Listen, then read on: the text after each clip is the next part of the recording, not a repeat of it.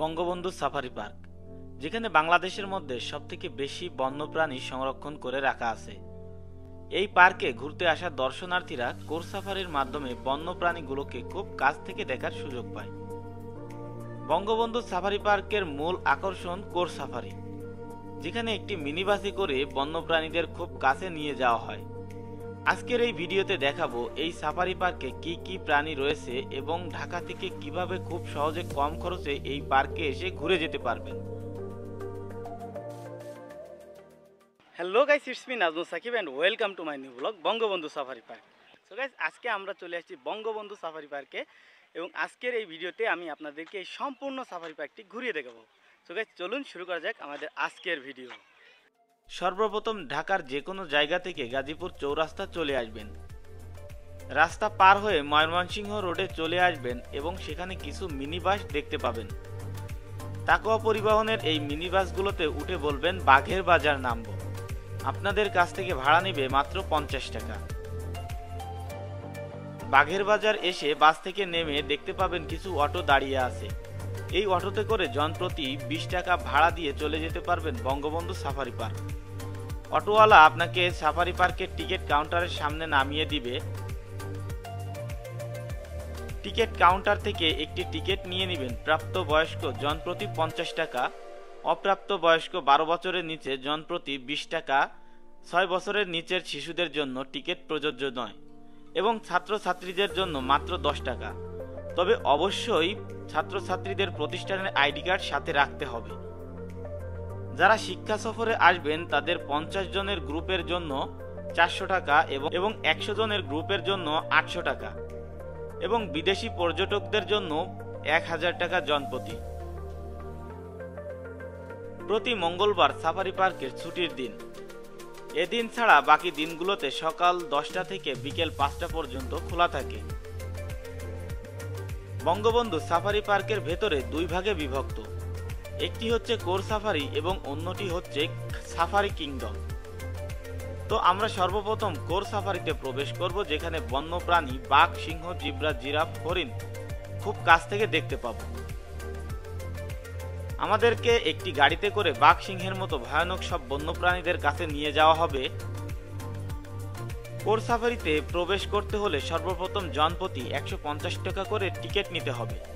তবে স্টুডেন্ট হলে মাত্র 50 টাকায় টিকিট নিতে পারবে এবং স্টুডেন্ট আইডি কার্ড অবশ্যই দেখাতে হবে। কোর সাফারির টিকিট নেওয়ার জন্য প্রায় 1 ঘন্টা ধরে লাইনে দাঁড়িয়ে অবশেষে একটি টিকিট পেলাম। ভিতরে প্রবেশ করে আরও 2 ঘন্টা অপেক্ষা করতে হলো, কারণ শীতকালে শিক্ষা সফরের একটি আদর্শ সময়, তাই অনেক স্কুল কলেজ এখানে এসেছে শিক্ষা সফরের জন্য, যে কারণে এখানে বিশাল লাইন পড়ে গেছে। কোর সাফারি পরিদর্শনের জন্য বাস পেতে পেতে আমাদের প্রায় 2 ঘন্টা সময় লেগে গেছে। দীর্ঘ প্রতীক্ষার পর আমাদের বাস ছেড়েছে এবং আমরা কোর সাফারির ভিতরে প্রবেশ করেছি। যখন আমরা এখানে প্রবেশ করেছি তখন আমরা কেউই জানতাম না আমাদের সামনে কি কি অপেক্ষা করতেছে বা আমরা কি কি দেখতে পাব। সাফারিতে বন্য পশু কাছ থেকে দেখা ভাগ্যের ব্যাপার। এখানে প্রবেশ করার পরে সর্বপ্রথম একটি গয়াল দেখতে পেলাম, যেটি হরিণের একটি প্রজাতি। এরপর একটু দূরে গেলেই ডোরাকাটা জেব্রা দেখতে পেলাম। রাস্তায় আমরা সাধারণত যে জেব্রা ক্রসিং দেখে থাকি সেটা এই ডোরাকাটা জেব্রা থেকে নেওয়া হয়েছে। এখানে সবথেকে মজার ব্যাপার হলো, আমরা সাধারণত চিড়িয়াখানাগুলোতে পশুদেরকে বদ্ধ অবস্থায় দেখি এবং আমরা নিজেরা খোলামেলা পরিবেশে থাকি, কিন্তু এখানে ঠিক তার উল্টোটা। পশুরা থাকে খোলামেলা পরিবেশে এবং আমাদেরকে একটি বাসের ভেতরে বন্দি করে ঘোরানো হয়। এরপর আমরা একটু ভেতরে ঢুকতেই দেখতে পেলাম কিছু হরিণ খাবার খাচ্ছে, কিন্তু একই হরিণগুলোকে তো এখানে বন্দি করে রাখা হয়েছে। তারপর আমরা ভাল্লুকের সাফারিতে প্রবেশ করলাম এবং দেখতে পেলাম একটি ভাল্লুক মনের আনন্দে খাবার খাচ্ছে এবং অন্যটি ঘুমিয়ে আছে। আমাদের দিকে তাদের কোনো ভ্রুক্ষেপও নেই। কে আসলো কে গেল সেটা তাদের দেখার সময় নেই।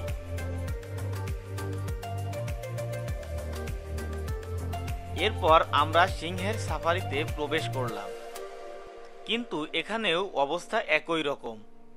বনের রাজা সিংহরাজ মনের সুখে ঘুমিয়ে আছে। আমরা যে তাদের দেখতে এসেছি তা নিয়ে তাদের কোনো মাথা ব্যথা নেই।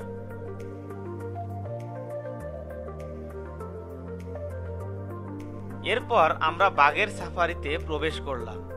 আমরা মনে করেছিলাম হয়তোবা অনেকগুলো বাঘ এখানে রয়েছে, আমাদের গাড়ি প্রবেশ করার সাথে সাথেই তারা আমাদের সামনে এসে দাঁড়িয়ে পড়বে, কিন্তু চিত্রটা একেবারেই ভিন্ন ছিল। ওই যে বললাম এখানে বন্যপ্রাণী দেখাটা ভাগ্যের ব্যাপার, ঠিক তেমনই হয়েছে। এখানে একটি মাত্র বাঘ ছিল, কিন্তু আমি যে পাশে বসেছিলাম বাঘটি ছিল তার একেবারে উল্টো পাশে। আমাদের দেখে বাঘ মামার তেমন কোনো রিয়াকশন ছিল না, তাই আমরা মনের কষ্ট নিয়ে এখান থেকে বেরিয়ে যাচ্ছি। তো দেখতে দেখতেই আমাদের 15 মিনিটের কোর সাফারি ভ্রমণ শেষ হয়ে গেল। সাধারণত 20 মিনিট ঘোরানো হয়, তবে এখানে লোক সমাগম বেশি, এজন্য একটু কম সময় দিয়েছে। কারণ আমি বাসে ওঠার জন্য আগে যেমন 2 ঘন্টা ধরে দাঁড়িয়েছিলাম, এবং এখানে যারা বাসে ওঠার জন্য দাঁড়িয়ে আছে তারাও সেই 2 ঘন্টা ধরে দাঁড়িয়ে আছে। তো আমরা এখান থেকে বেরিয়ে পড়লাম সাফারি কিংডমের উদ্দেশ্যে। চলুন দেখি এখানে কি কি রয়েছে। আমাদের এই টিকিটটা দিয়ে 5টা ইভেন্ট দেখতে পাবো। এখানে দেখবেন ম্যাকাও, ব্রাজিলের জাতীয় পাখি ম্যাকাও, 34 কালার প্যারট, মাছ, ময়ূরের গ্যালাক্সি, ধনেশ, পেলিকেন, সোয়া। 5টা আইটেমে যাবে 100 টাকা। বাকিটা এগেতে বেড়ে হাতের বানো। স্টুডেন্ট কোনো কাইয়া নাই না, এখানে ছোট বড় ছাত্রছাত্রী সকলের সেম। এক টিকিটে 5টা আইটেমে দেখবেন, প্যাকেজ টিকিট 100 টাকা। আর এটা হলো যে পাখি আর মাছ দেখবেন 3 জায়গায় দেখবেন 60 টাকা করে। যেটা চয়েস করেন সেটা নিতে পারবেন, টিকিটটা ফালাবেন না।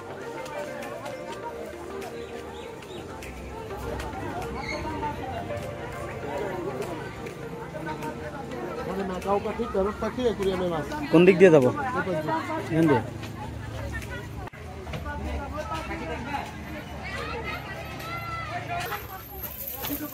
আমরা এখন সাফারি কিংডমে ঢুকতেছি, পাখি গ্যালারিতে। আর আমার পিছনে দেখতে পাচ্ছেন শিকলগুলো দেওয়া হয়েছে। এগুলো খুব ভারী শিকল, যেন পাখিগুলো উড়ে না যায়।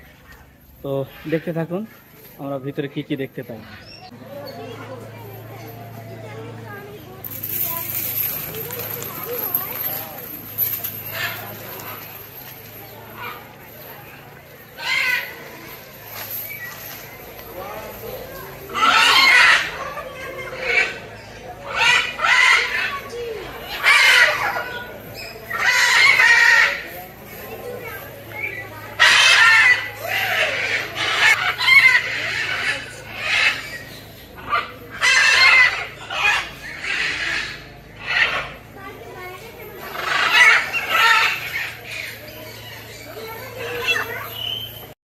অবশেষে আমরা পাখি গ্যালারিতে প্রবেশ করেছি। এখানে রয়েছে ব্রাজিলিয়ান জাতীয় পাখি ম্যাকাও। ম্যাকাওগুলো দেখতে অনেক সুন্দর। এখানে বিভিন্ন রঙের ম্যাকাও পাখি দেখতে পাবেন। চাইলে আপনি পাখি কাঁধে নিয়েও ছবি তুলতে পারবেন।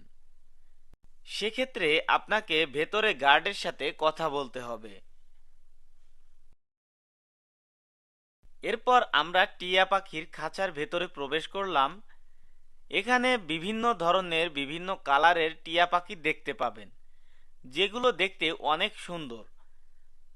আপনি আপনার প্রিয়জনদেরকে এখানে নিয়ে এসে সময়টাকে খুব সুন্দরভাবে উপভোগ করতে পারেন।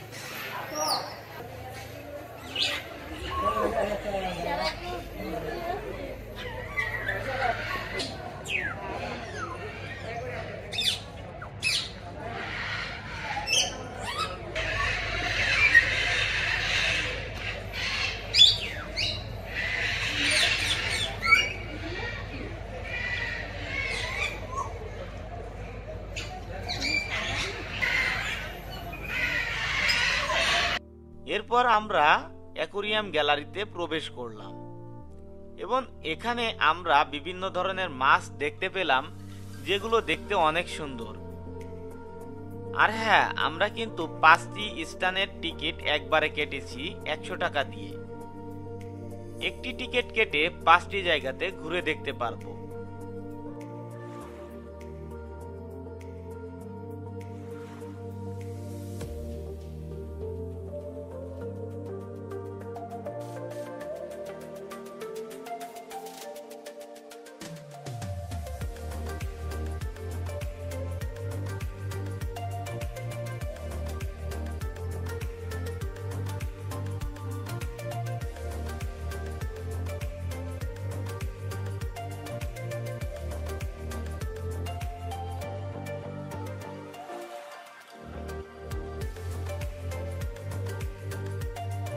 এখন আমরা প্রজাপতি কর্নারের জন্য 60 টাকা দিয়ে 3টি স্থানের টিকিট ক্রয় করলাম। আপনি চাইলে সিঙ্গেল টিকিট নিতে পারবেন, সেক্ষেত্রে আপনার আরো বেশি টাকা খরচ হবে। আমরা প্রবেশ করলাম প্রজাপতি গার্ডেনে। প্রবেশের আগে ভেবেছিলাম ভেতরে মনে হয় প্রচুর পরিমাণে প্রজাপতি দেখতে পাবো, কিন্তু ভেতরে প্রবেশ করে পুরাই হতাশ হয়ে গেলাম। এখানে প্রবেশ করে হাতে গোনা 2 থেকে 3টা প্রজাপতি দেখতে পেলাম। এছাড়া এখানে আর কোনো প্রজাপতি ছিল না। তবে পরিবেশটা অনেক সুন্দর এবং ছবি তোলার জন্য আদর্শ জায়গা। যারা সবুজ প্রকৃতির মধ্যে ছবি তুলতে পছন্দ করেন, তারা এখানে ছবি তুলতে পারেন। এরপর চলে এলাম রঙিন মাছের খেলা দেখতে। এখানে খাবার দিয়ে মাছের খেলা দেখতে পারবেন। তার জন্য 10 টাকা দিয়ে খাবার নিলাম এবং খাবারগুলো মাছকে দিয়ে দিলাম। খাবার পেয়ে মাছগুলো কিলবিল করছিল, দেখতে খুবই ভালো লাগছিল।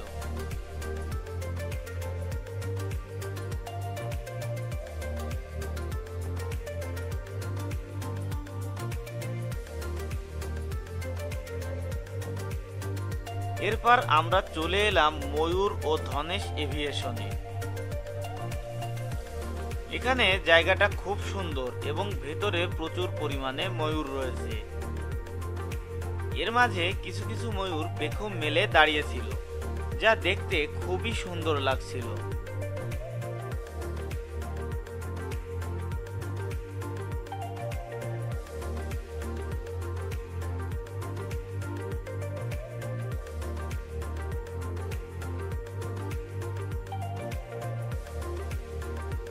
তারপর আমরা চলে এলাম ইমু পাখির খাঁচার কাছে।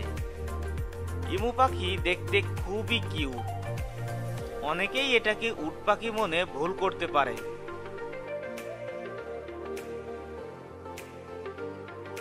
কিন্তু না, এর পাশেই রয়েছে উট পাখি।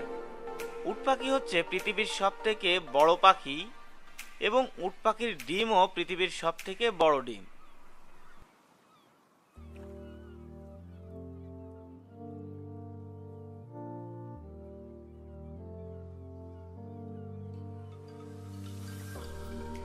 এরপর আমরা কুমিরের পার্কের সামনে চলে এলাম। আমরা দেখতে পেলাম কুমিরগুলো পুকুরের ওপারে ঘুমিয়ে আছে। কুমির সাধারণত বেশিরভাগ সময় ঘুমিয়েই থাকে।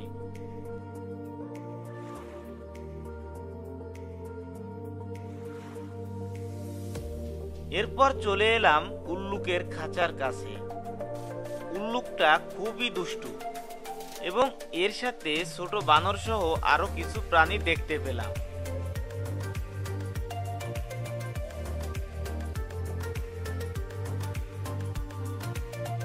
তারপর আমরা চলে এলাম ঘড়িয়ালের খাঁচার কাছে। প্রথমে এটাকে দেখে কুমির মনে করেছিলাম, কিন্তু পরে জানতে পারলাম এটা আসলে ঘড়িয়াল। এর আগে কখনো আমি এত বড় ঘড়িয়াল দেখিনি। এগুলোকে দেখে মৃত মনে হচ্ছিল, আবার কেউ কেউ বলছিল আর্টিফিশিয়াল, কিন্তু পরে দেখতে পেলাম এগুলো নড়াচড়া করছে, এক জায়গা থেকে অন্য জায়গায় যাচ্ছে। এরপর একটি পুকুরের মধ্যে 2টি জলহস্তী দেখতে পেলাম। তারা পুকুরে ডুবেছিল মাঝে মাঝে মাথা বের করছিল, তাই তাদের পুরো শরীর দেখা যায়নি।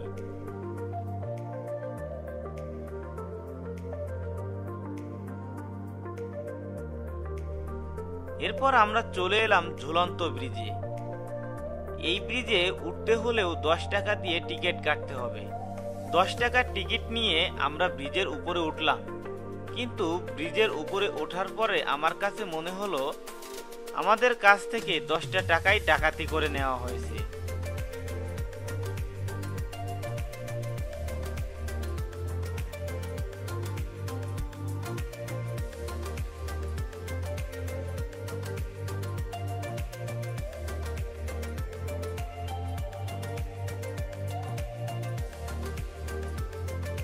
ব্রিজ পার হয়ে দেখতে পাবেন একটি জায়গায় কিছু হাতি দাঁড়িয়ে আছে। আপনি যদি শুক্র এবং শনিবারে এসে থাকেন তাহলে আপনি হাতির পিঠে চড়তে পারবেন। সেক্ষেত্রে আপনাকে অতিরিক্ত টাকা খরচ করতে হবে। আমরা এসেছি সোমবারে, আর আজকে হাতির পিঠে ওঠার কোনো সুযোগ নেই, তাই আর চেষ্টাও করিনি।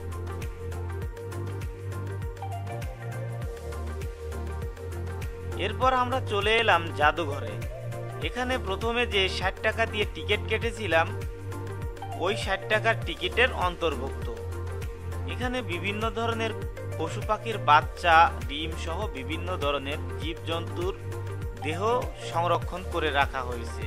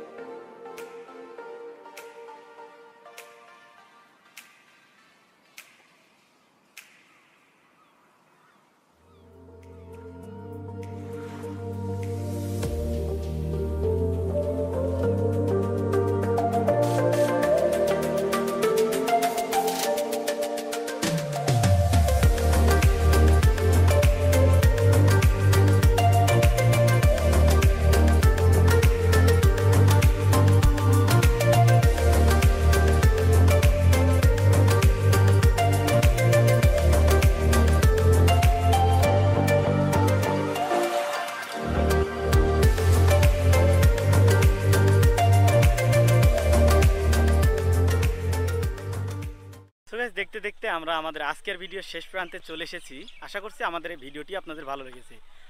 যদি এই ভিডিওটি ভালো লেগে থাকে তাহলে অবশ্যই লাইক, কমেন্ট এবং শেয়ার করতে ভুলবেন না। পাশাপাশি আমাদের চ্যানেলটি সাবস্ক্রাইব করে আমাদের সাথেই থাকবেন। দেখা হবে পরবর্তী নতুন কোনো ভিডিওতে। ততক্ষণ পর্যন্ত ভালো থাকবেন, সুস্থ থাকবেন। আল্লাহ হাফেজ।